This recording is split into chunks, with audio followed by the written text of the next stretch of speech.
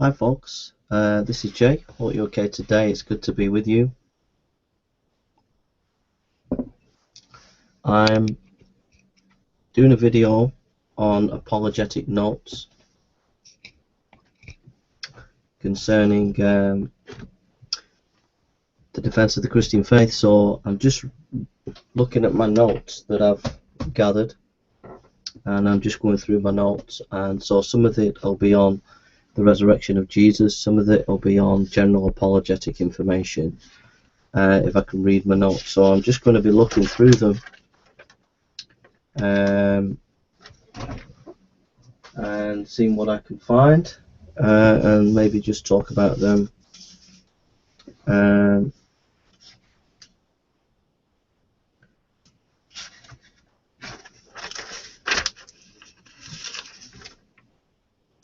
So that's what I'll be doing.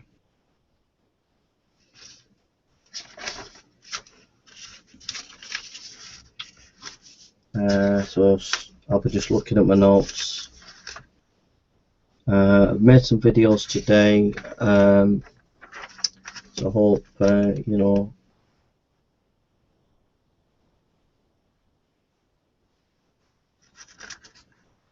I've got here ontology and J. Torrey epistemology, and a quote, certain doubts devoted to matters epistemic. So these are my notes on epistemology.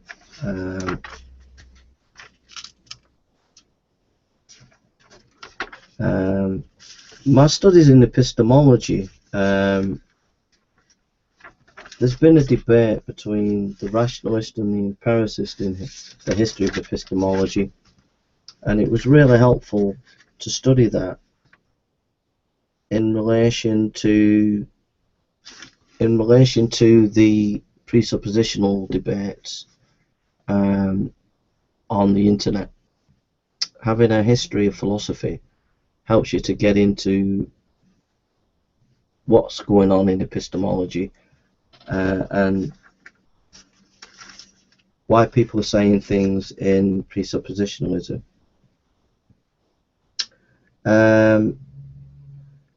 For my epistemology studies, I listened to a debate between Justin Seegers and Seitan Brugengate, Jim Gardner and Alex Borton.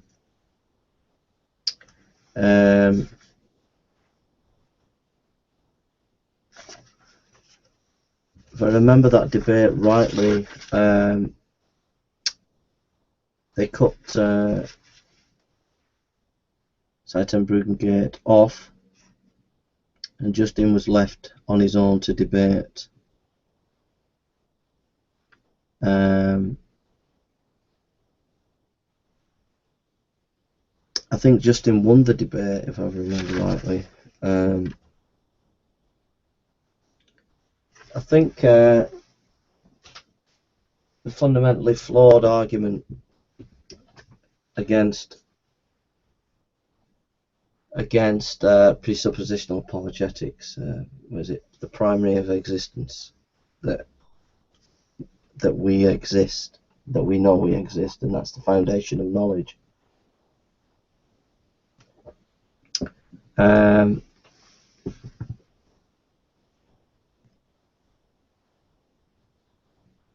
It doesn't actually answer the question of, for example, why can you use logic?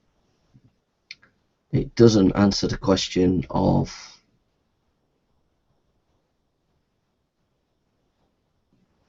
how do you know reality is there? And then I remember the fundamentally flawed asked Christian, I think it's Peterson, a Christian apologist, and he was asking, how do you know what you know? And then it was asked him, I know that I'm not God, or something like that, or I'm God, or that's it, I know that I'm not God. And the Christian apologist said, well, how do you know? And the atheist turns around and laughs at him, and like, as if he's a bit of an idiot. But God can be defined in many, many ways, and God could be pantheistic. So it still doesn't answer the question, the epistemological questions. Basically, as atheists and Christians, there are basic philosophical questions behind science, behind what we know, and we have to ask those questions. It's as simple as that.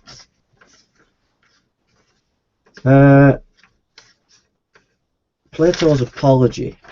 I read Plato's Apology. To be honest, I thought it was a bit of a windbag book. I thought it was a convoluted book. That's what I thought of Plato's Apology.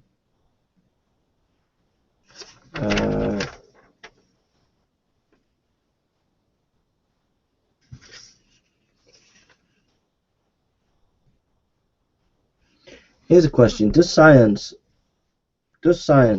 make it impossible that Jesus rose from the dead? The answer to that is no, because at the quantum level we don't know what goes on at the quantum level. We don't know what goes on, and God could possibly do something that we've not accounted for. So science doesn't in any way preclude Jesus rising from the dead. My notes here, the Gospel of Luke by F. Godet, Volume 1, on the prologue. The prologue is very interesting in the Gospels. Let's just have a look at the prologue. So basically we're just meandering through my notes, really, my apologetic notes.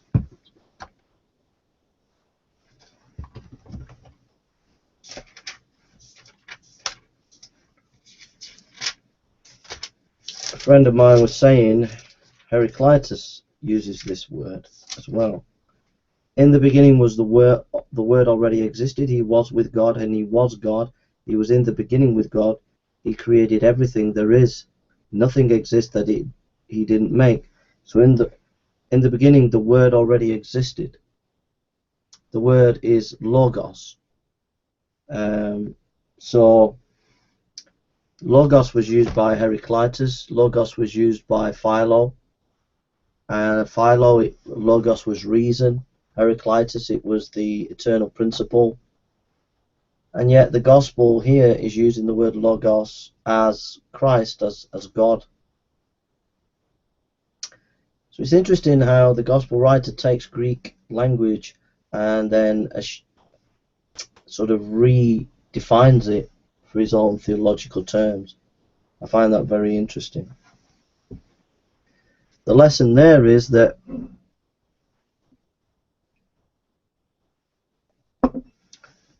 matter cannot have a purpose unless it has a reason, basically. I listened to a number of lectures on worldview foundations, and everybody's got a worldview.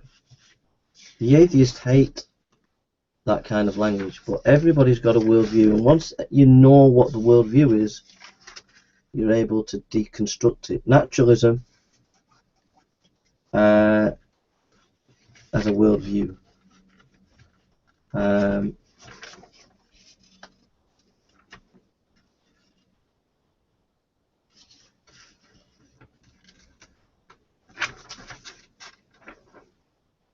I'm just looking at my notes.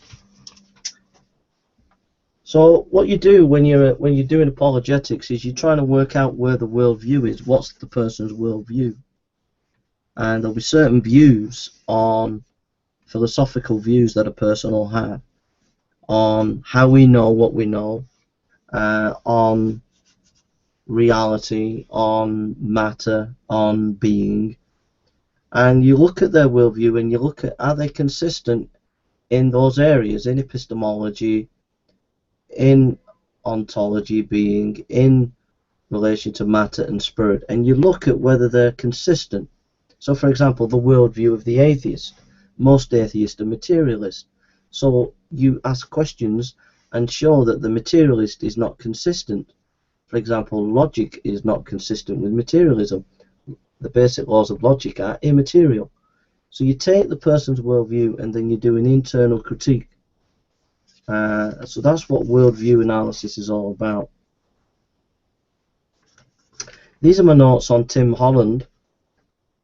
He's a historian and he's done some books on Islam. And he takes modern scholarship that's been done on Islam and he kind of deconstructs Islam. I mean, for example, archaeologists found, sorry about this, archaeologists found, there was an archaeologist who spent a number of years in Arabia and looked at all the mosques, ancient mosques, and he noticed that they were all pointing to Petra, which is completely diametrical towards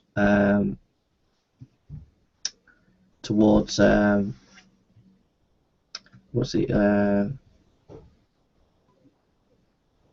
It's not pointing to Mecca. I think that might be my uncle.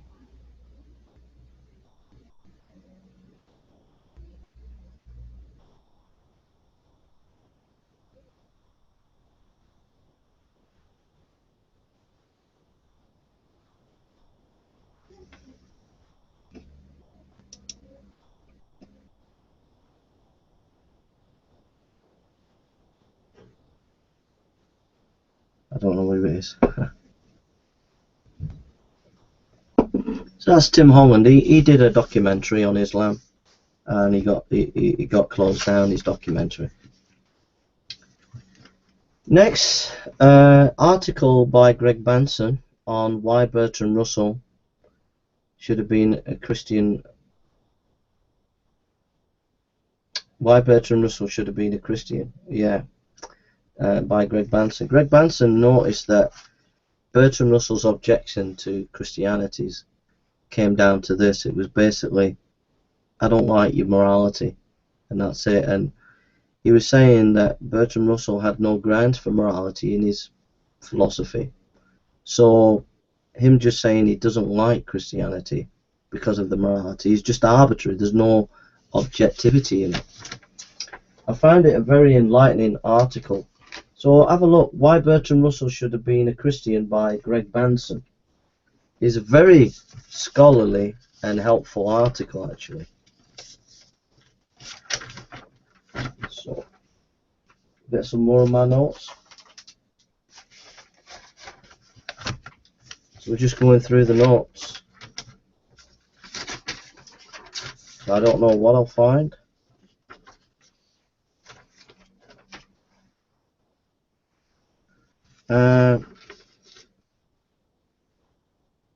This is on the alleged contradictions in the Gospels by Craig Blomberg. Craig Blomberg is quite an extensive scholar. And he writes, finally, it is remarkable to observe how often the alleged contradictions among the Gospels are cited without discussion of the many proposed solutions which can fit them together in a very plausible and natural manner. John Wainham has quite recently devoted an entire book to harmonization of the accounts, and few of his proposals are entirely new. There is scarcely room to summarize all his main points, but in the case of the sample contradictions mentioned above, one can offer the following brief replies. A. Angels generally appear in Scripture as men, and if one of the two were the primary spokesman, it would not be surprising if sometimes only he was mentioned. B. It is likely that Jesus appeared to the 11 in Jerusalem, then later in Galilee, when they had gone home after the Passover, and then once again in Jerusalem upon their return in preparation for the Feast of Pentecost. C. If Salome is both the mother of James and John and the sister of Mary, Jesus' mother, there is no irreconcilable problem with the list of women, and it is not unfair to describe the world as still rather dark at the first glimpse of morning daylight. The apparent discord among the Gospels can be alleviated, but it must be admitted that any reconstruction of the events is speculative. So harmonization accounts can be helpful. Got a pain in my hand. Third Millennium is a online theological seminary, and I studied a course there on the Gospels. So if you type in the Gospels, Third Millennium, and you'll find a tremendous amount of scholarly courses there that are very simple. So type in thirdmillennium.org, and you'll get some really helpful teaching there. Okay.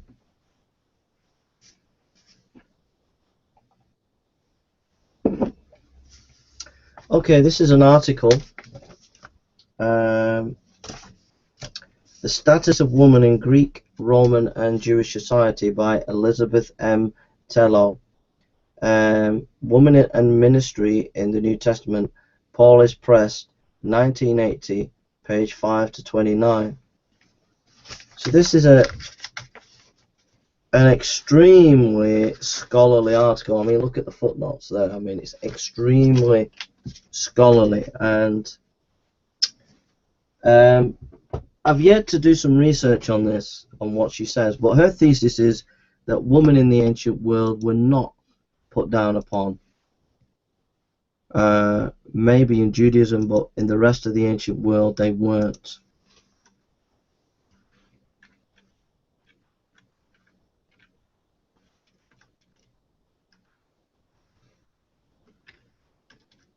So what I'm doing now is I'm going to a going to a site where, sorry about this, just put that there.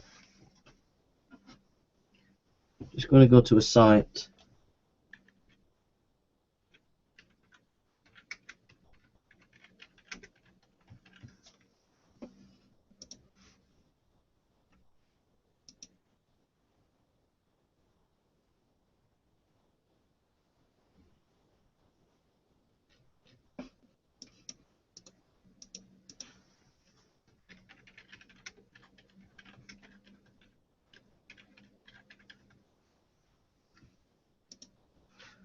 so bear with me, folks. So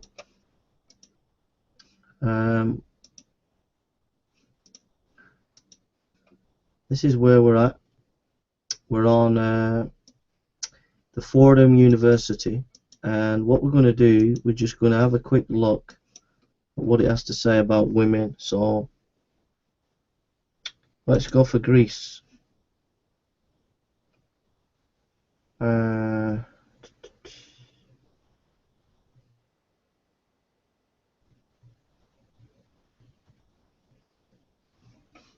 Gender and sexuality. Woman.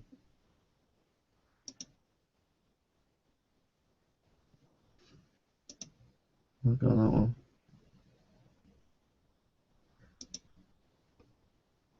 The lot of Hellenistic women. This is Hesiod, Theogony, 700 BC. So basically,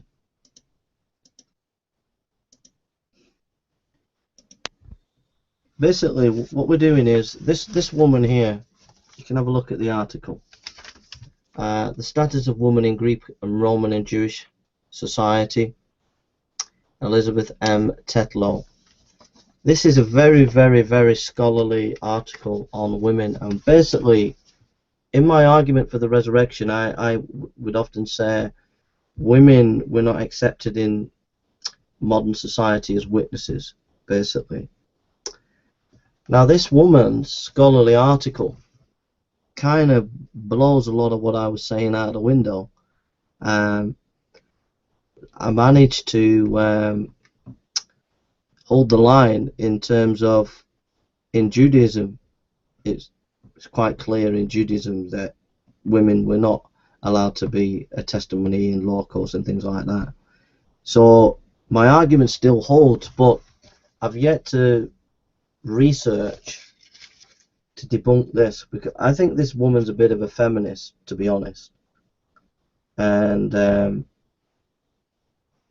so anyway, you can have a look at the article, just Google it. It's called The Status of Woman in Greek and Roman and Jewish Society, Elizabeth M.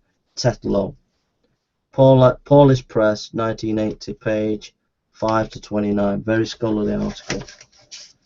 And what we're doing now is we're just going to read a little bit of this just to see whether she's correct. Ancient History Sourcebook, The Lot of Hellenistic Woman, 700-300 BC. Hesiod, Thegogony, 700 BC. Pernicious is the race, the woman tribe, dwells upon the earth, a mighty bane to men, not mates for wasting want, but luxury. And as within the close-roofed hive, the drones helpers of sloth are pampered by the bees, these all the day, till sinks the ruddy sun, haste on the wing, their murmurs, labours ply, and still cement the white and waxen cone. Those lurk within the covered hive, and reap within the glutted maw fruits of others' toil. Such evil did the Thunderer send to men in woman's form, and so he gave the sex ill helpmates of intolerable toils, yet more ill instead of good he gave. The man who shunning wedlock thinks to shun the vexing cares that haunt the woman's state, and lonely wax old, shall feel the want of one to foster his declining years, though not his life be needy, yet his death shall scatter his possessions to strange heirs, and aliens from his blood. Or if his lot to be marriage, and his spouse of modest fame congenial to his heart, and then shall ill forever struggle with the partial good, and cling to his condition. But the man who gains the woman of injurious kind, lives bearing in his secret soul and heart inevitable sorrow, ill so deep, and all the balms of medicine cannot cure. Take to your house the woman of your bride, when the ripeness of your manhood's pride. Thrice 10 your sum of years, the nuptial prime, nor far short, nor far exceed the time. 4 years the ripened virgin shall consume, and wed the 5th of her expanding bloom. A virgin choose, and mould her manners chaste, chief be some neighbouring maid by you embraced. Look circumspect and long, lest you be found the merry mock of all the dwellers round. No better lot has Providence assigned than a fair woman with a virtuous mind. Nor can a worse befall than when your fate allots a worthless feast contriving mate. She with no torch of mere material flame shall burn to tinder your care-wasted frame, shall send you a fire your vigorous bones within, and age unripe in blossom of years begin. Well, I think that's basically saying a virtuous woman is the best place to be than an unvirtuous woman in marriage.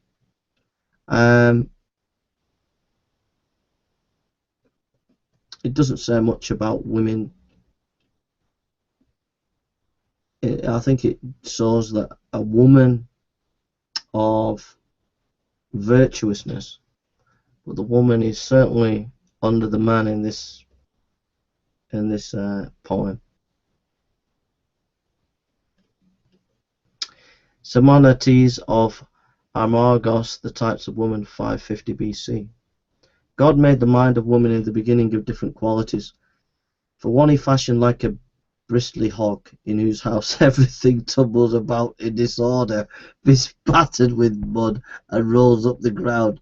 She's dirty with unwashed clothes, sits and grows fat on a dung heap. The woman, like mud, is ignorant of everything, both good and bad. Her only accomplishment is eating. Clod though the winters be, she is too stupid to draw near the fire. The woman made like the sea has two minds. When she laughs and is glad, the stranger seeing her at home will go give her praise. There is nothing better than this on the earth, no, nor fairer. But another day she is unbearable, not to be looked at or approached, for she is a raging mad. To friend and foe she is like implacable odious. Thus as the sea is often calm and innocent, a great delight to sailors in summertime, and oftentimes again is frantic, tearing along with roaring billows, so is this woman in her temper. The woman who resembles a mare is delicate and long and haired, unfit for drudgery or toil. She would not touch the mill or lift the sieve or cleave the house out. She bathes twice or thrice a day and anoints herself with myrrh. Then she wears her hair combed out long and wavy, dressed with flowers. It follows that this woman is a rare sight to one's guests, but to her husband she is a curse, unless he be a tyrant who prides himself on such expensive luxuries. The ape-like wife, as Zeus gives, at the greatest evil to men. Her face is most hateful. Such a woman through the city, a laughing stock to all the men, short of neck, with narrow hips, withered of a limp. She moves about with difficulty. O wretched man who weds such a woman! She knows every cunning art, just like an ape, nor is ridicule concerned to her. To one would she do a kindness, but every day she chimes in this end, how she may work some one the great injury. The man who gets the woman like a bee is lucky. To her alone belongs no censure. One's household good thrives and increase under her management. Loving with a loving spouse, she grows old, the mother of a fair and famous race. She is preeminent among all women, and a heavenly grace attend her. She cares not to sit among the women when they indulge in lascivious chatter. Such wives are the best and wisest mates Zeus grants to men. Zeus made the supreme evil, woman, even though she seemed to be a blessing. When a man has wedded one, she becomes a plague. Well, there we are, just haphazardly looking. I think it seems to me that research, primary source research, shows that this academic is kind of pushing it a little bit. We've only looked at 2 pieces of information, and I think if we continued, I think I think I'm justified in being a little bit skeptical of this woman's thesis, as you can see. So there we are. So there's many. Anyhow, I'll be reading. I'll be doing more research on that.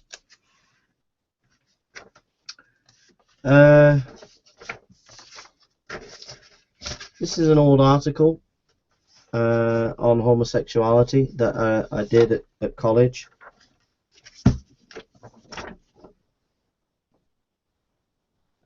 So it's an essay.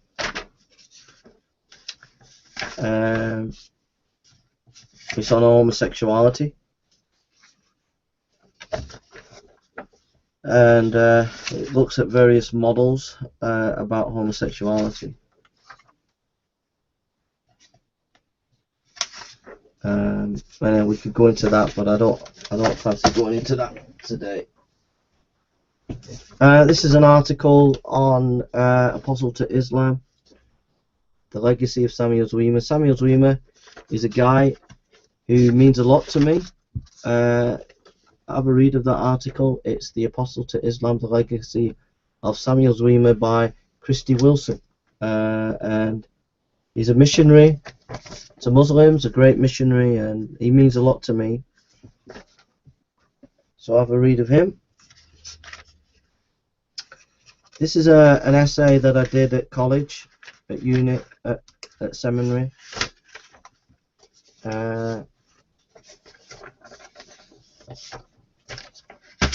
This is on Christian leadership at the Nazarene College. I got a B- on that one.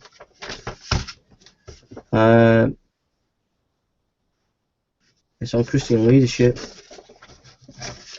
and it's with David McCulloch.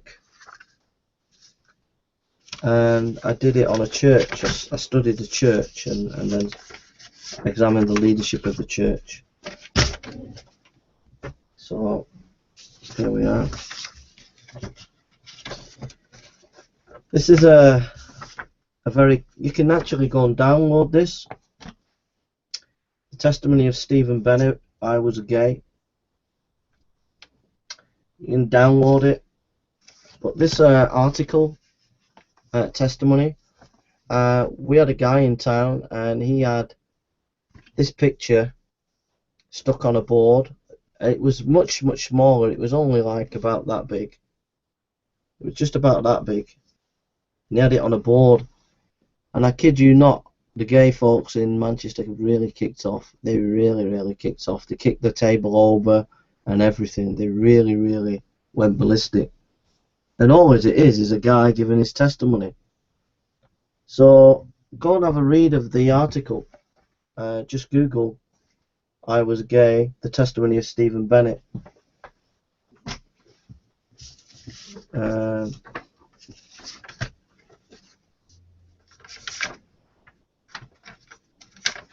to the Bible study.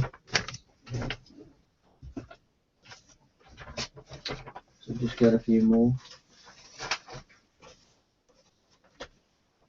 Love me tender, love me true, love me darling, love me do.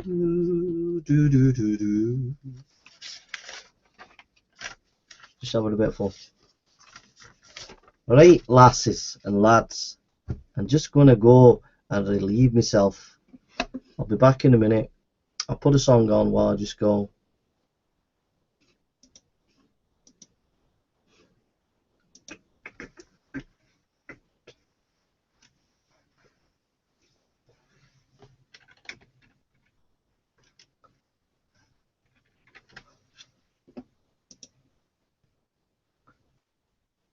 Well, my heart to be.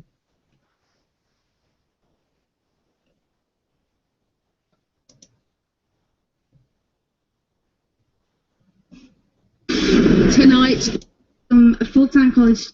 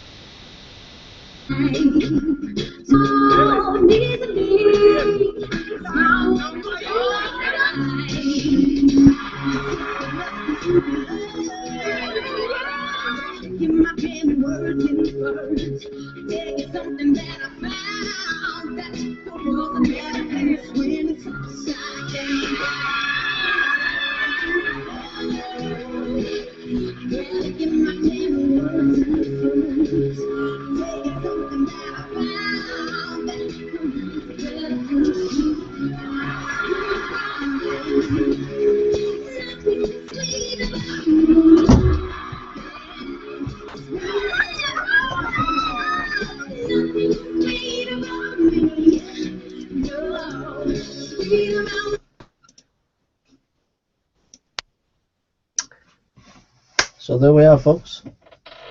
So let's continue.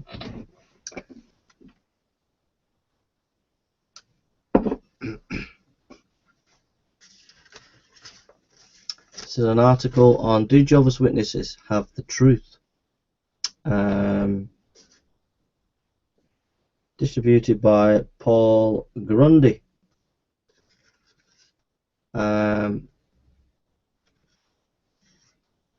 Here's a little note about disfellowshipping. A concerning aspect of Watchtower doctrine is disfellowshipping.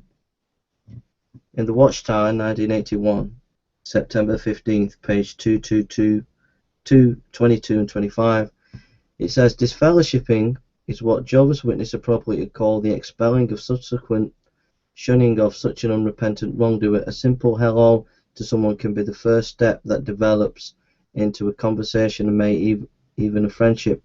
Would we want to take that first step with the disfellowship person? End of quote. A witness can be disfellowshipped for openly questioning any doctrine or practice or no longer believing the slave is directed by God. They are subsequently shunned by all witness family and friends. This causes terrible trauma. So that's about the witnesses. In my heart to be, la dee dee dee dee dee dee. So Bible study, looking at the Greek Nope, sorry, looking at the Hebrew of Jeremiah.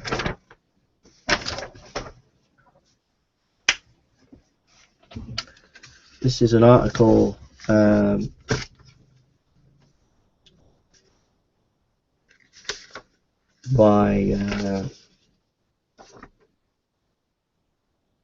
Gary Habermas, and the article talks about 12 historical facts most critical scholars believe about Jesus. They are that Jesus was crucified, Jesus was buried, his death caused the disciples to despair and lose hope. Number 4, the tomb was empty. Number 5, the disciples had experienced they believed were literal appearances of Jesus. Number 6, the disciples were transformed from doubters to bold proclaimers. 7, the resurrection was the central message. 8, they preached the message of Jesus' resurrection in Jerusalem. 9, the church was born and grew. 10, Orthodox Jews who believed in Christ made Sunday their primary day of worship. 11, James was converted to the faith when he saw the resurrection Jesus. James was a family skeptic. Paul was converted to the faith. These are 12 facts that scholars actually believe about Jesus. Habermas says,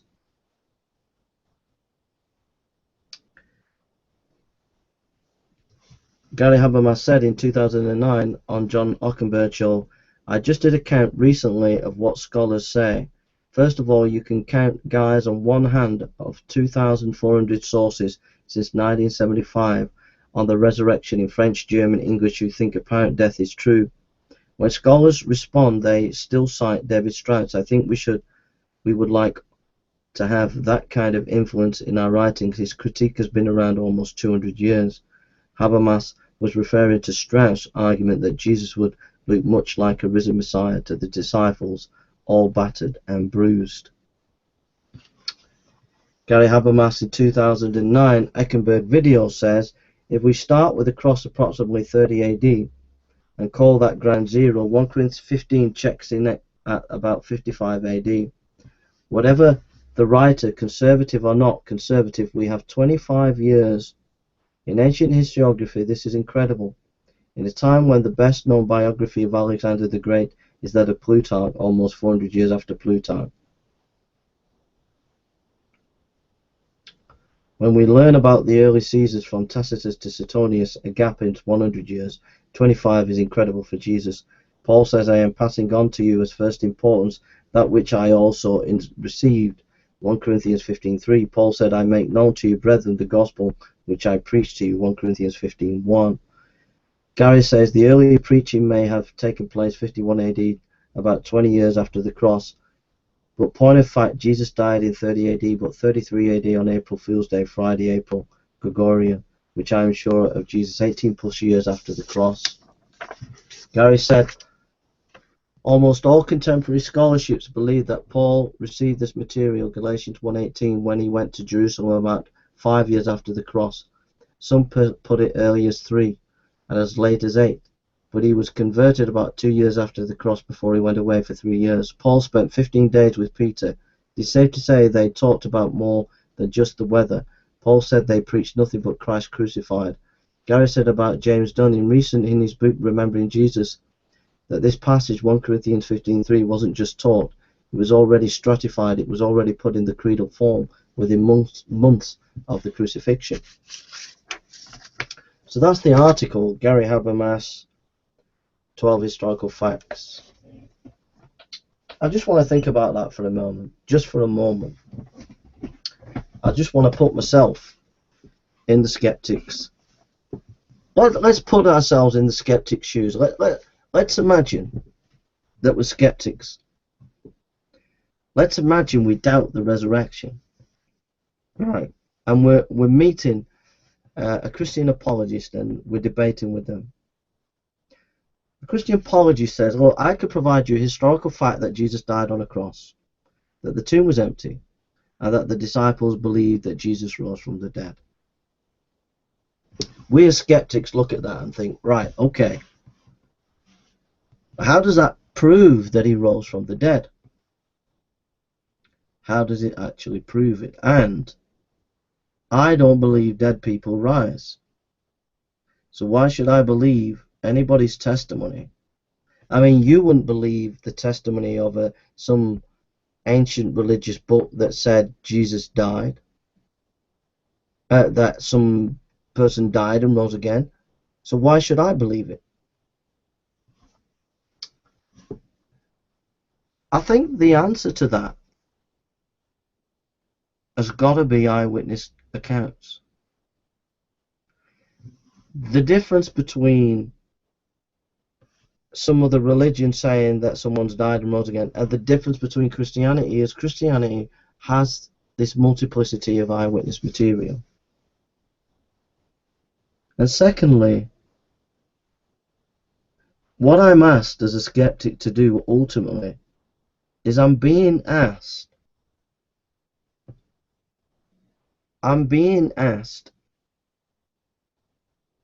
to trust eyewitness accounts. Now, someone might say, well, wait a minute, eyewitness accounts from 2,000 years ago, if it was brought into law courts, it would not be deemed as evidence because it's too far gone. And we can't question those eyewitnesses. It's a good point. However, the eyewitness material has been recorded, and there is enough information to be able to assess the quality of that eyewitness material. And the quality of the eyewitness material is impeccable.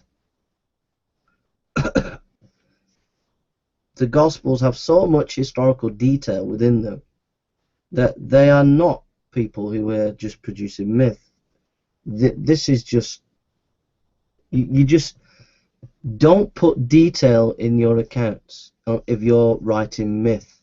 You just don't do that, because if you do, you'll get caught out. For example, in the Gnostic Gospels, there's hardly any detail about the historical Jesus, because if they do put detail in, they get it wrong, they'll be found out.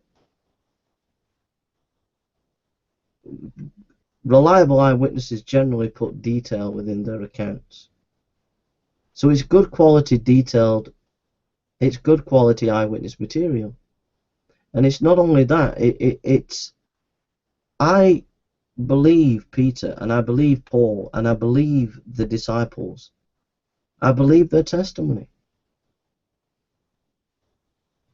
Tradition has it Peter was hung upside down. Tradition has it that John was thrown in a big boiling pot of oil. For 300 years the Christian church was persecuted. And I believe in the early church's testimony.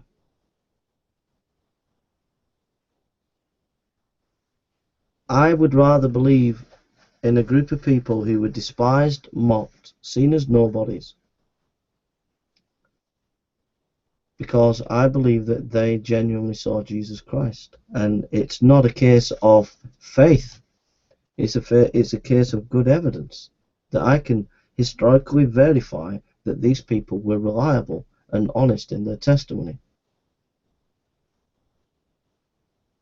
Now, if the argument is, well, they could have been deluded, well, if they were deluded, then all the Roman authorities and Jews had to do was produce that body, and they could have ended the religion, Christianity, in a minute. So why didn't they do it? To me, that's evidence that Jesus rose from the dead. Those are just some thoughts of trying to be a skeptic and look at it skeptically. I cannot doubt Jesus rose from the dead, even if I was a skeptic. If I really was skeptical and said, look, no, they made it up. They got to have made it up. It was mythological. Honestly, as a skeptic, I can't get away from the fact that Paul gave his life for this message, that the disciples gave their life for this message, that there's nothing like it in the history of literature, 4 Gospels like this. I can't get away from the fact that something remarkable happened in first century Judaism. If I was an honest skeptic, I'd have to be an agnostic. I couldn't be an atheist, because something went on in first century Judaism, and you have to be honest about it. Something did. Now, what was it? Why was it? I think the best explanation is Jesus was who he was, that he did die and he did rise again. That's my thing, but you can put whatever you want. N.T. Wright, an article on the resurrection. I'm going to have to go in a bit. My uncle's coming with a DVD and we're watching a DVD. N.T. Wright, on the resurrection.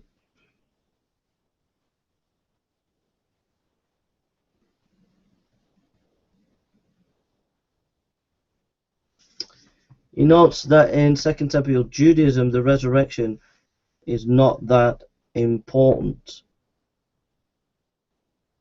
because there seems to be a multiplicity of views. And he talks about the Dead Sea Scrolls and pagan ideas about resurrection.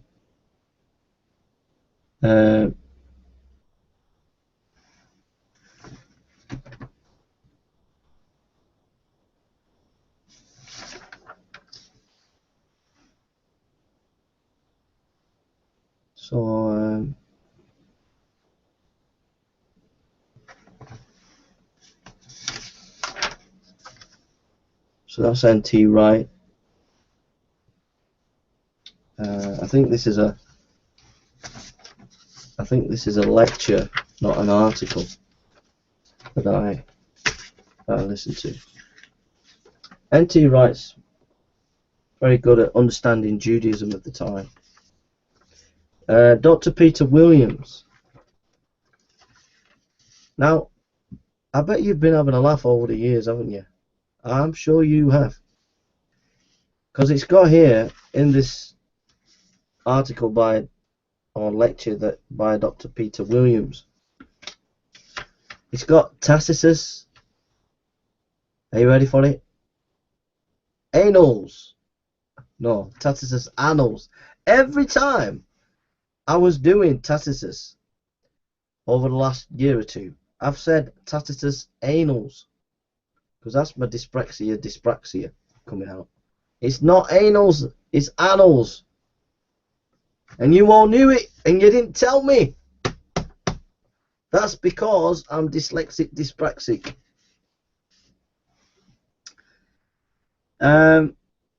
He notes that Christians were called Christians in Rome in AD 64. I think what that means is there was a clear understanding of what Christianity was early on. He quotes the young letter of Pliny, AD 112, which goes back to AD 80, about what Christians believed, that they were worshipping a god early on. He mentions Josephus as good source material, as we all know it is.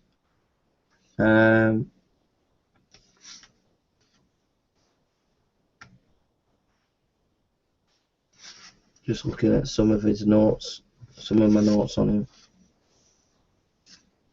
Yeah, I remember reading Tertullian when I was reading Williams. Tertullian in 200 AD said, "The seed of the church is built on the blood of the martyrs."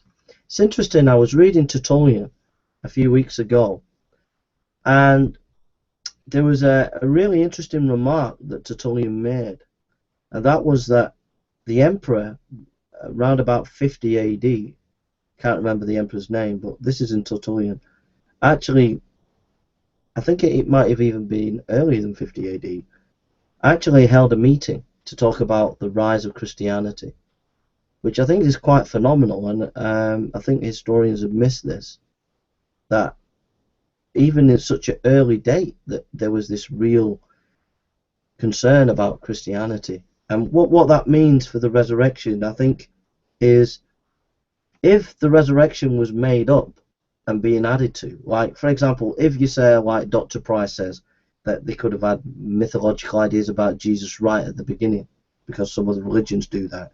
Yeah, okay, but then bits were being added on to the story as time goes on. It has to be, if you take this theory of Price or anybody else, there has to be editing and moving on. So you've got this mythological idea Jesus rose from the dead that the early church made up. This is looking at it from Dr. Price's point of view. And therefore, the Christianity was started like that. But the problem with that theory is there's going to have to be bits added on. So this movement is growing rapidly, changes the empire. Before even 50 AD, the emperor's meeting to talk about the spread of Christianity. This is in Tertullian. How can that be when, if they're not clear about what they believe, if they're not clear about where they stand? I would say that doesn't stand up to scrutiny. I would say that the early church was very, very clear on what it believed. And that's why the Christian faith spread, and that's why it had the impact in the empire. And that can be found in 1 Corinthians 15, as you all know. I've said it many times. That's early source material, goes right back to the early dates of Jesus, and that is historical material. 1 Corinthians 15, 1-7, of Jesus dying and rising. It's a physical death. They were very clear about what they believed in the early church. So that's a little bit about Tertullian. What a writer! Let's just have a look at Tertullian. Woo-hoo! Tertullian is a dude, man. He is a dude. Let's go to Tertullian Project. You've got to have a read of Tertullian, folks. He's the man. Tertullian. Tertullian. Tertullian. Tertullian Project. Here we are. This is what we got to look at, folks. Here we are. Listen, folks, this is an awesome site. This is an awesome site. The Tertullian Project. It's got his life and thought, his writings, manuscripts, etc. Oh my, this is an awesome site, my friends. I'll leave that phone. It's an awesome site. Really, really awesome. And you've got to get on it. Now the guy, I don't know the guy who runs this site, but if you want to know about textual criticism, about church history, this guy has got so much scholarly material on. It is absolutely amazing. And I'm currently trying to work through reading Tertullian. I've been reading one or two of his works, and his brain is razor sharp. And there's a lot of stuff there for you to read, I tell you. Awesome guy, awesome guy. Okay, what next? Oh yeah, Mr. Wallace. Mr. Wallace. Chain of custody, Mr. Wallace. Jay,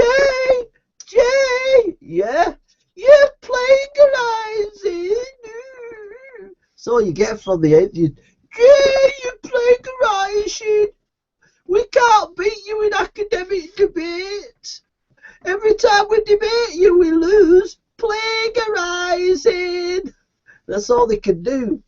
Wallace is a good guy. I used him in my academic debate with DPR Jones, where I kicked his butt. I'm sorry, Christians, but I did kick his butt.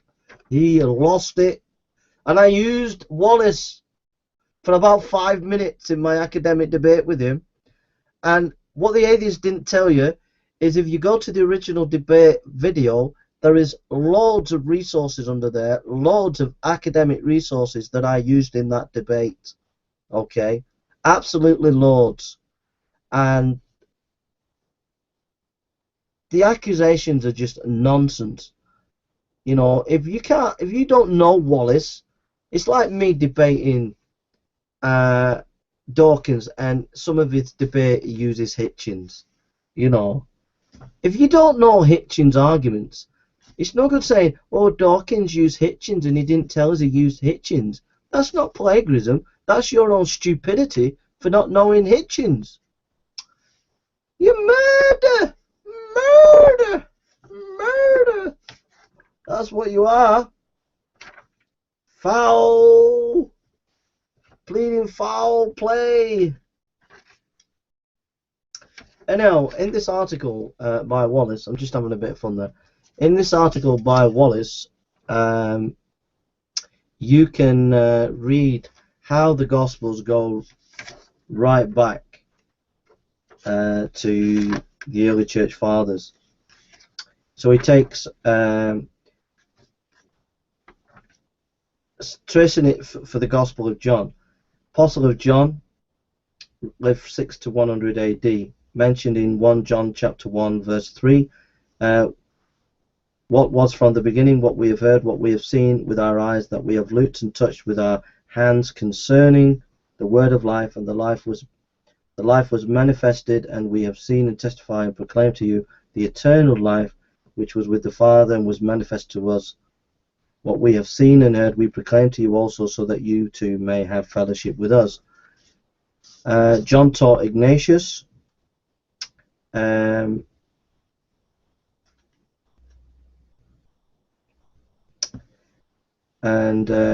Ignatius 3:5 to 117 also called himself Theophorus, which means God-bearer. Ignatius quoted or alluded to anywhere from 7 to 16 New Testament books, including Matthew, John, and Luke, and several, if not all, of Paul's letters. And so the article goes on of tracing the various Gospels back to the early church fathers. Very, very good. Free will. Atheists, how do you account for free will? I don't think you can account for it. There is no free will if you believe all that there is matter and that we have evolved. No free will. End of. You can't even debate free will as atheist. Historical teleological argument. That is my argument that I developed.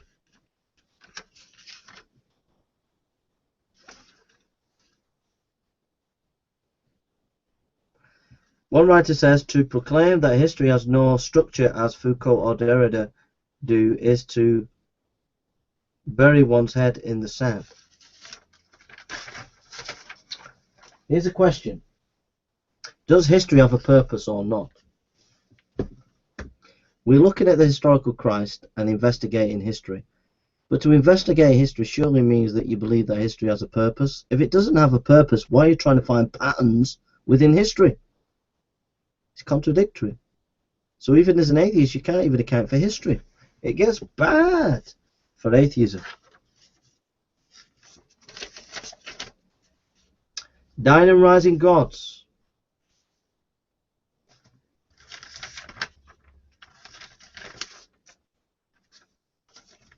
You're as slippery as eels when it comes to this, folks. You atheists out there.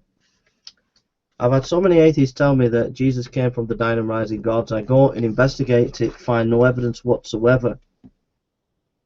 The atheists will tell you that, many atheists, not all of them, but many will say, Jesus died, and all these different gods, they were born on the 25th of December.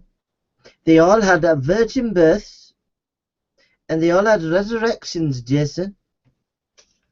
Dionysius, Krishna, Attis, and Osimus, and all the rest of them, Jay. Oh, and don't forget Horus. You go and investigate it, and you find out it's just a load of nonsense, no evidence whatsoever. You tell the atheists, and then the atheists slip away. Slip away. Just, Jason, have you heard of Horus? Alright, I'll go and investigate it, come back. Here's your evidence. Where are you, atheists? Gone. That's happened to me so many times.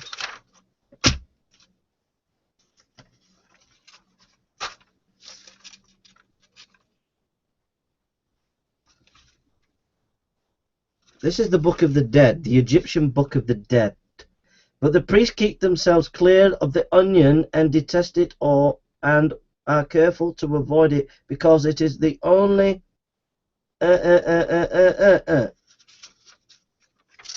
That's in Plutarch, actually. Plutarch talking about the religion of Egypt. Did you get that? Where's the dying and rising gods there? Listen. But the priests keep themselves clear of the onion and detest it, and one are careful to avoid it. Did you get that? Did you get that? The Egyptian religion, high priest is just bothered about onions. Onions. And then you get these silly atheists coming along and saying, Jason, did you know there are these dying and rising gods in the ancient world in Egypt and Greece? And I go, okay, I'll look at the ancient manuscripts, I'll go to Plutarch, the major scholars, when they're looking at the history of Egyptian and Greek religion, go to Plutarch, I'll read what he has to say, and he says, but the priests keep themselves clear of the onion and detest it and are careful to avoid it, atheist. Nothing there about dying and rising gods, you know? Goodness sake! Get a life, atheist. That is really, really bad. That you keep pumping out this idea that there are these dying and rising gods in the ancient world. I'm still waiting for a phone call from Dr. Price to debate him. And a phone call from Richard Carrier to debate him. Because if I debated them, I would absolutely annihilate them. Because this is just nonsense. Total nonsense.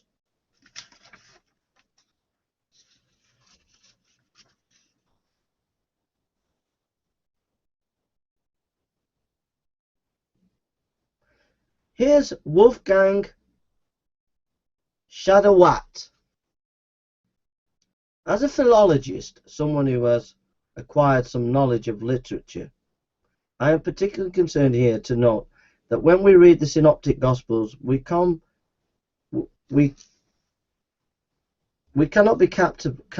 but be captivated by the experiential vividness with which we are confronted. I know of no area of history, writing or biography or poetry where I encounter so great a wealth of material in such a small place.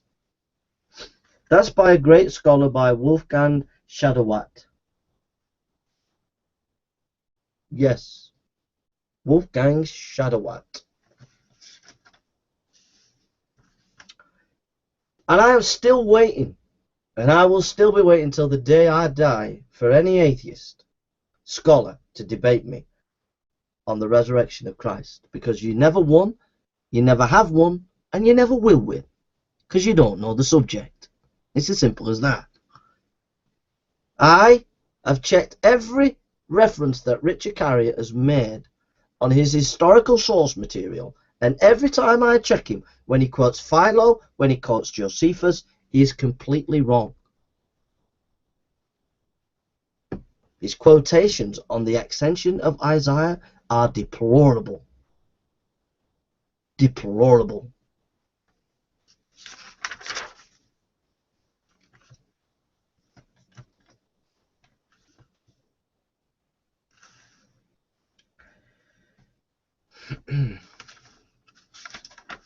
So there we are.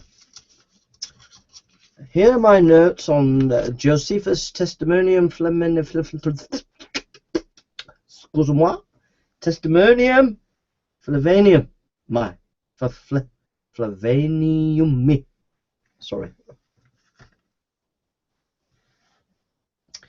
I've said this before and I'll say it again. The Testimonium of Josephus, when he says about this time there lived Jesus, a wise man, if indeed we ought to call him a man, for he wrought surprising feats. He was the Christ when Pilate condemned him to be crucified. You can't get more clear historical evidence that Jesus died under Pontius Pilate than this. Yes, there was an interpolation, probably an interpolation. Actually, that's what the scholars generally think, but most scholars believe that it's faithful Josephus, most of it, but I believe it's all faithful Josephus, because reading most of the book that this is in, this is perfect Josephus style. Excusez-moi.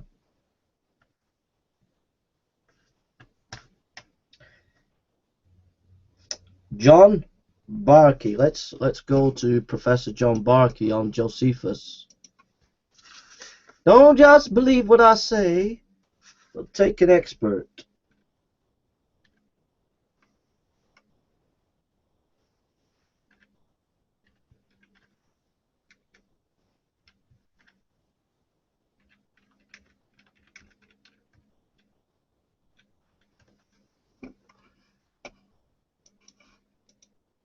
Sorry about this.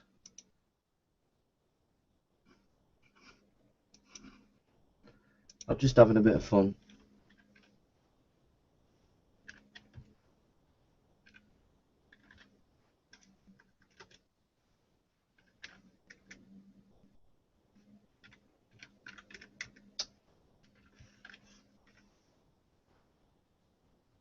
I'm just having a bit of fun, folks. Alright, just having a bit of fun.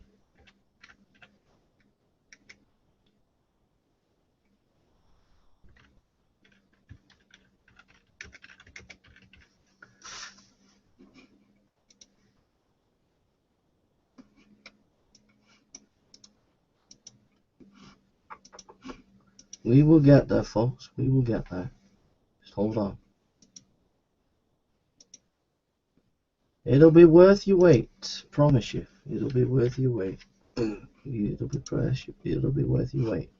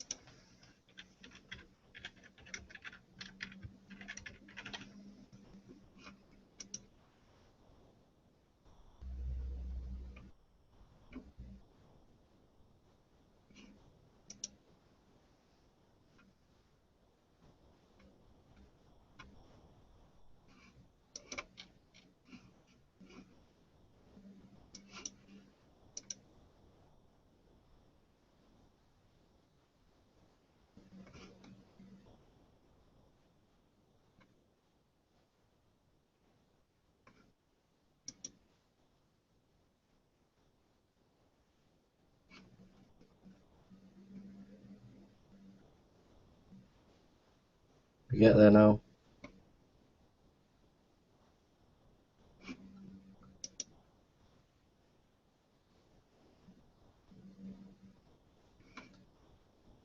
Getting there, we're getting there, we're getting there.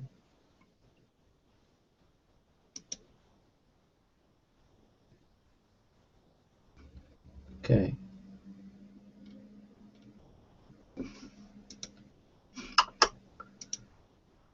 Okay, this is about Josephus.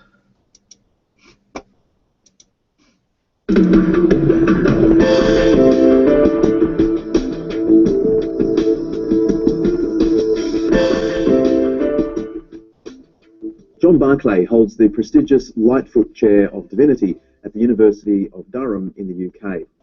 Unusually for a New Testament expert, he is also an authority on Josephus. Josephus, the first century Jewish writer, mentions Jesus on 2 occasions, but they're highly contested passages, and we want to get to the bottom of them. Thank you for joining us. Before we talk about some specific passages in the ancient Jewish writer Josephus, can you tell us what sort of man he was? I know my first experience of reading the opening paragraphs of his autobiography kind of put me off the man, yes, boasting of his great skill and lineage. Yes. He was someone from the aristocracy, Jewish aristocracy, who was caught up in the Jewish war, fought initially against the Romans at the beginning of the war, was in command of the Jewish troops in Galilee, and was captured after a long siege, and ended up advising the Romans in the siege of Jerusalem. Now that put him into a very difficult position after the war, because he was obviously hated by many fellow Jews for being a turncoat. Didn't he even have a prophecy that Vespasian, the general, might end up emperor? He explains his change of sides by saying that he had this prophecy, that he fancied himself as a prophet, and he had this prophecy that Vespasian would end up as emperor, Vespasian being then just the Roman general in charge of the troops. That, for him, was a God-given sign that he should support the Romans, and the Romans were God's instrument to punish the Jews for their revolutionary inclinations. So after the war, he is taken to Rome and given a pension and a nice residence. And it's easy, I think, for us then to dismiss him as a quizzling figure who simply was in the pay of the Romans. But actually, he's much more complicated than that, because he ends up writing these huge works, which take many, many years, explaining the Jewish people, their history and their culture, clearly out of loyalty to Judaism. So it's a kind of defense of Judaism at one level. It is. It's an explanation of how the war came about, and an explanation that it's not the fault of all the Jews, but just of a few madmen who took the Jewish nation into war. So not many New Testament scholars turn to Josephus and become authorities on Josephus. So what was the attraction for you? Well, I was fascinated by this figure who is such an interesting apologist for his people. I'm always interested in minority communities and how they explain themselves in a majority culture. And I got interested in the Jewish communities in the Mediterranean world as the nearest analog, the nearest point of comparison to the early Christian churches. And of all the texts that I read for that project, I was most interested by how Josephus defended himself and his Jewish people, how he fitted the Jewish people to some extent into the expectations of what Romans were looking for in the world in terms of their virtues and so on, but also to some degree inverted Roman expectations that they were the only important people in the world, because Josephus could say, no, we are actually the most important people of the world. Even though we've had this military catastrophe, we're God's special people. And that's quite a brave thing for a Jew to say, writing in Rome under the eye of the emperor. So there's a sort of doubleness and a lot of interest at the moment in how what are called post-colonial writers write. That's people who are from cultures that have been colonized, and how they defend and explain themselves in the language of the colonizers in ways that don't completely betray their own cultural identity. And Josephus, from that point of view, is a fascinating figure explaining Judaism. All writers have blind spots and points to prove. Yeah. Josephus is no different. Yeah. But how do you rate him as a historical source, particularly for first century life? Well, he's always got his agenda. Every historian has their agenda. Unlike modern. Yes, of course. And he has a particular patterns as to how he understands how the war came about. But he was so well placed in the aristocracy of his day, and so well informed about different movements within Judaism. Some of what he says about the Essenes, for instance, fits so well what we discover elsewhere about the Qumran sect, that we think this person really has an extraordinary degree of knowledge about this, and we can, at times, we can independently verify that there is a lot of accuracy in what he's saying. So that although the macro picture, the structure in which he puts it, is very much his own, many of the details, most of the details of the historical incidents and so on seem to be quite trustworthy. We're going to talk about two particular passages in a moment, but before we do that, can you just briefly tell us what is the main significance of Josephus as a source for New Testament studies? He's our best source for what Judaism was like at the time of Jesus, at the time of early Christianity. Both of the history of Jews in the 150 years before Jesus and the period after Jesus up to the war against the Romans, and for the current of thought within Judaism. He's not our only source, but for many things he has a unique role in informing us about historical events. That's Public Christianity, and we'll look at this one now.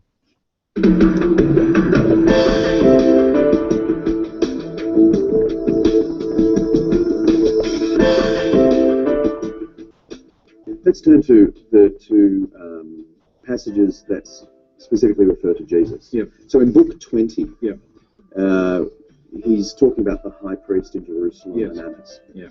And he tells us that Ananus convened the judges of the Sanhedrin and brought before them a man named James, the brother of Jesus, who is called Christ, and certain others. He accused them of having transgressed the law and delivered them over to be stoned. What's the value of that text? Everything about that text rings true in terms of what we know about Ananus and what we know about James as well, that he was the leading figure of the Jewish Christians in Jerusalem at that time. And the other evidence we have from the New Testament and other early Christian sources precisely supports this story that James had a violent death at the hands of the Jewish authorities, and that this was because of his leadership of the Christian movement. So the general outline of that story is absolutely fits everything else that we know. Some would dispute, some popular writers anyway, have disputed that Josephus would ever have said, the brother of Jesus called Christ. It's the way Josephus says there, the brother of Jesus, the so-called Christ, who's also called Christ. In other words, Josephus is not committing himself to the messiahship of Jesus. But he's saying this is something that people say about him, and that rings true. If that comment had been made by a Christian, it wouldn't have been the so-called Christ. It would have been James, the brother of Jesus, who is the Christ. Do most scholars today, whether Jewish, Christian, or otherwise, who are experts in this area, agree that this passage, at least, has come from the pen of Josephus? Yes, most people would say that. Obviously, that phrase about the so-called Christ is the most disputed, and there are who would question it, but most scholars would accept that whole passage is authentic to Josephus. Okay, which brings us to the more controversial one, where there's lots of discussion. I'll just read a little bit of it. About this time there lived Jesus, a wise man, if indeed one ought to call him a man, for he was one who wrought surprising feats, and was a teacher of people who accept the truth gladly. He won over many Jews and many Greeks. He was the Messiah. When Pilate, upon hearing him accused by men of the highest standing amongst us, had him condemned to be crucified, those who had in the first place come to love him did not give up their affection for him. It then goes on to talk about him being raised to life and the tribe of Christians still existing today. Can you tell us what's the general consensus of scholarship on the passage broadly viewed? The general consensus of the moment is that there are elements of that passage that have probably been in by Christian copyists, but that most of the passage, or the core of the passage, is authentic to Josephus. In other words, that he did refer to Jesus, and he is quite complimentary about Jesus, and he refers to how Jesus was killed, but that some of those statements have probably been touched up by Christians. Now, the reason why that is possible is because Josephus his manuscripts were handed down in the Christian community more than in the Jewish community. Josephus's reputation never really recovered after his involvement in the war, and although he wrote in defense of Jews, Jews never really fully owned him. But Christians leapt on his work because it was really useful for them to understand the background and the history of their own movement.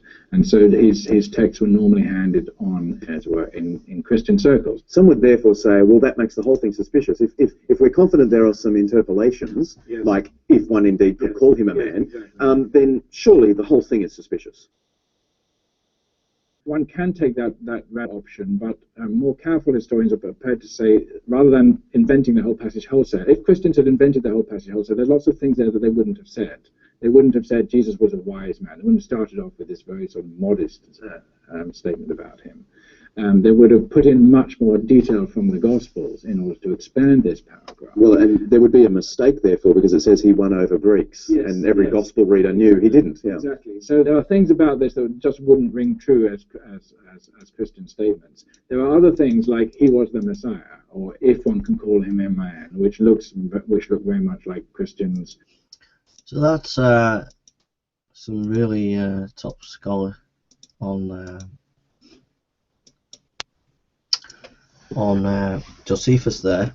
And so all this stuff over the year when I was debating with the atheist, I would listen to scholars, not just scholars for but against the Josephus passage, and read articles on it and read Josephus and stuff like that. Another part of evidence in my notes here is about the Talmud, and which was around about 70 AD to 200 AD, and we're just going to look at this video that shows evidence about Jesus. This is at Tyndale House. This is Dr. Peter James J. Williams. Oh, just to say that the video that you saw before is at please go to Public Christianity, and they have wonderful resources there for you to think through the Christian faith. But here's Dr. Peter Williams talking about the Talmud. I got it. It's a look then. Here we have the earliest full Talmud. This contains the ancient traditions of the Jews in manuscript form before it was printed. So it's been written out by scribes. This is they've rubbed out. The Pope wouldn't authorise the printing of Talmud if it had slurs against Jesus in it. So the Jews rubbed this out so that they'd get a licence for printing it. But actually on this one, it was unfortunate. They removed a real historic tradition. It was really valuable to them. So this is an important testimony about Jesus in a Jewish source. That's pretty hard to read. Yes, it's very hard. But how can we read what's underneath it? Well, I've scanned it into a computer and blown it up so you can see it better. And put a transcription underneath. And you can see what they've been saying. And here, when they get to the bit about Jesus, let me read the translation I've got here. On the eve of Passover, they hung Yeshu the Nazarene, and the herald went out before him for 40 days, saying, Yeshu the Nazarene will go out to be stoned for sorcery and misleading and enticing Israel. And anyone who knows anything in his defense must come and declare concerning him. But no one came to his defense, so they hung him on the eve of Passover. So I can see that fits with the Gospels in terms of the timing of Jesus' crucifixion, but what about the other things like him being stoned? Yeah, you've got the eve of Passover, that's nice. And you have other details which we don't know from the Gospels, like the charges that were made against him for sorcery and enticing Israel. But of course he wasn't stoned. He was hung on the cross, and that's what it had in this original text. And it looks like they had an embarrassment here. They didn't want to say that he'd been hung, because that means he was crucified by the Romans, and they wanted to say that they were in charge, and he was killed according to the law of Moses, which means stoning. So they added in that bit about stoning. You see, I've made a difference here between the bold bits and the not bold bits. The bold bits are bits we've got confirmation for from other historic documents, from Jewish and also Christian documents. These actual words occur, but the other words have been added to try and explain it. So they added that he'll go out to be stoned, as if he was stoned and then his corpse was hung up as evidence of his being a criminal. So what about the sorcery? What's going on there? Well, sorcery is very interesting, because you can't be charged with sorcery if it's just magic, if it's just illusions. You can only be charged with sorcery if it's genuine miracles, but miracles done with the power of the devil. So this shows that they believed that Jesus had performed miracles. Yeah, they believed those miracles were real, and they were prepared to stone him for that fact. But they tried to cover it up by saying he was misleading Israel. They added in a word to suggest that these miracles were actually fake. It's illogical, because you don't get killed for fake miracles. So when do you think this tradition goes back to? I think this is the actual charge sheets that they brought against Jesus. They've preserved it because everyone remembered it. So they couldn't make people forget, but they added bits in order to get rid of the embarrassing details. And that's what's being preserved in this early collection of Jewish tradition. Yeah, the actual words for Jesus' charge sheet. Wow, that's the Tyndale House. That's a really good place. Some really good.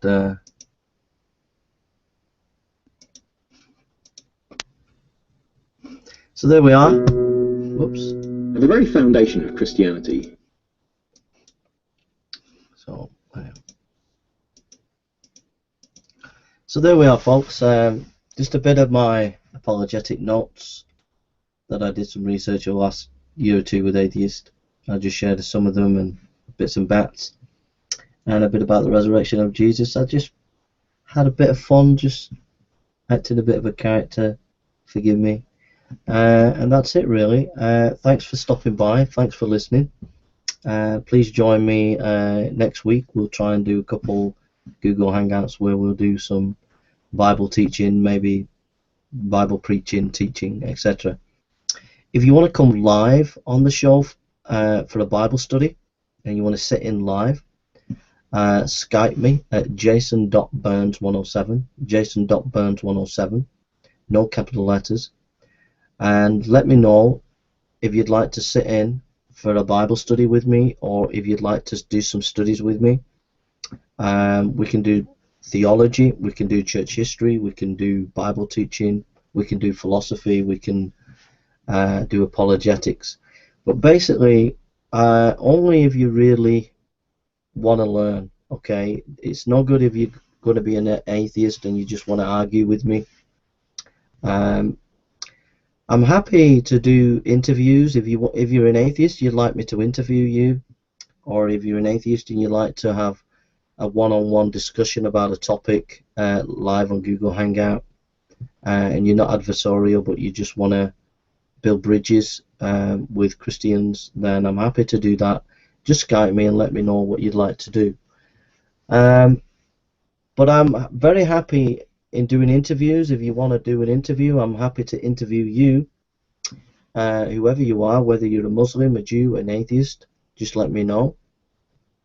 I would love to interview you, find out why you believe what you believe. Also, yeah, so if anybody would like to come on for Bible study, maybe once a week, Skype me and we can do Bible study on live Google Hangout. If you'd like to study theology, if you'd like me to take you through a course of theology or a course in preaching or a course in apologetics, let me know and we can do a live Google Hangout and I can do you a course on apologetics for you, and we can do that together, and we'll record it because then other people can get the benefit of it. So let me know if you're interested in these things or church history. I'm happy to have academic debates. If atheists want an academic debate with me, you've got to be a serious academic. You need to have at least an MA or a B, or at least an MA, and you need to have shown that you're actually very serious in having an academic debate. Okay.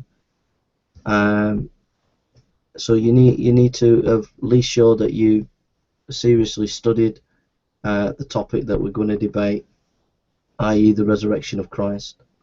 So I'm happy to debate any atheist who has an academic background and has proven that they are people who are honest and fair and kind, and don't belong to this group of atheists that are aggressive. And I'm happy to debate you. So I'm happy to debate some of the better, more well-known atheists who have some kind of academic background.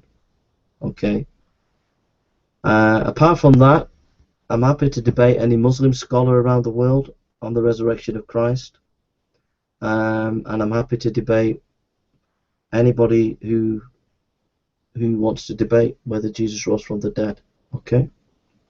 But it has to be serious academic debates. So that's it, really. So if you want Bible study, that's the main thing that I want to do. You want a Bible study, let me know, and we can have a live Google Hangout maybe 4 or 5 of us could sit in together, and I'll pray about a topic that we can study, or a series that we can study. So if you're interested in that, let me know. I'll leave the Google Hangout comment section open. If any atheists are abusive, you'll just be banned. So simple as that. There's no tolerance. If you say anything unkind, you'll just be banned. So if you want to stay on, you need to behave yourself what you're saying. Alright? So thanks for coming round, and I wish everybody the best. I just had a bit of fun in this video, and I hope you enjoyed it. Take care. Let me know if you want to do a Bible study. Alright? Take care.